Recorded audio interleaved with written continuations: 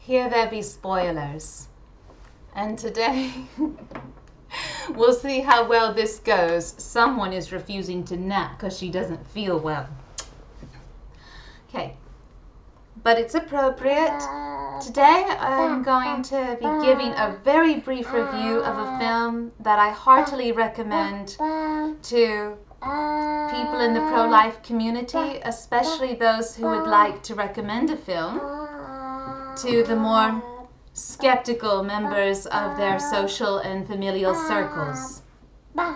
So if you still have access to Netflix, or friends that have access to Netflix, your membership hasn't run out, or if you haven't felt called to boycott it yet, Netflix has managed to produce a film that is completely at odds with its cultural goals against the life of the unborn.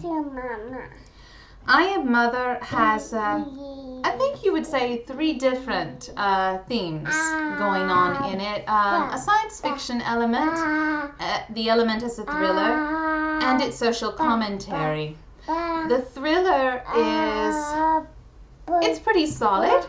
It'll wake you up if you have to tidy up the house and you need something to spike your adrenaline. This film will do it. It's not too gratuitous, in my opinion. I don't think it shows any more than it needs to regarding violence. However, if you are very sensitive and you're pregnant, this is probably a good one to avoid. The science fiction element is probably the most disappointing.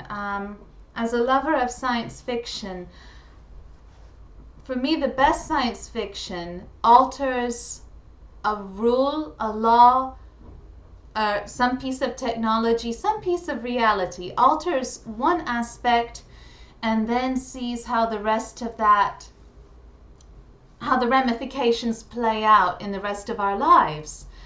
In the case of I Am Mother, so many aspects of the psychological fallout of being raised by a non-anthropomorphic robot is completely ignored. But I think that can be forgiven for the sake of the of the crisis of the film, the social commentary. So if we can ignore the failings in the science fiction and look at the social commentary, I think he'll be richly rewarded. I think it has 2 main elements, that of freedom and that of ownership. Like, do we own our children, or do they belong to God? Really? Do they belong to... Yes, you do. Because Mother is clearly an entity that wishes to legislate not simply morality, but legislate virtue. As Catholics, St. Thomas has really laid out what the Church wants when a people create a commonwealth.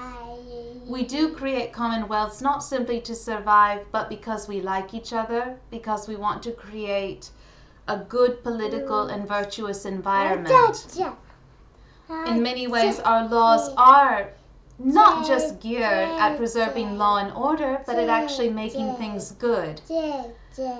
However, there has to come a time when freedom is allowed, even to the extent of making things a bit ugly.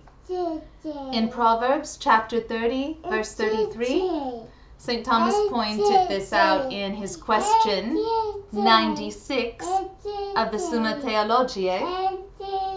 He that blows his nose violently brings forth blood. That is the perfect illustration of the controlled society that Mother wants to build. People have to be perfect. This is juxtaposed against the imagery of the Madonna.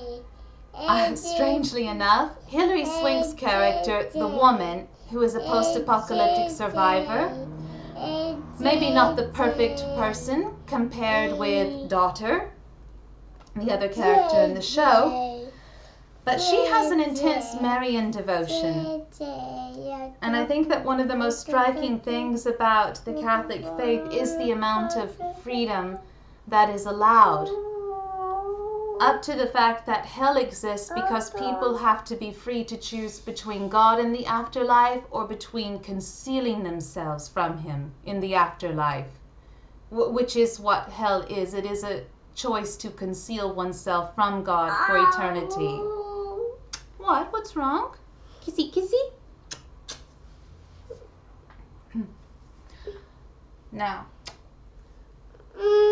I don't know if that's what the director intended, but I don't see what other conclusion can be drawn by having Mother Robot put up against Our Lady. Although the film seems to imply a sneer at the end, that, well, maybe a higher power was looking out for you throughout this time. That's why you survived all this time. But that higher power's jurisdiction ends here. We don't know exactly what happens off screen, but it's implied that it's the end of the woman's life, the end of the life of the person who trusted in Our Lady. But for those who believe in the faith, we know that death itself is not the end either. So that can be left open to interpretation as to whether one believes or not. But the other aspect, ownership, the sanctity of life, that the film pulls no punches about that whatsoever.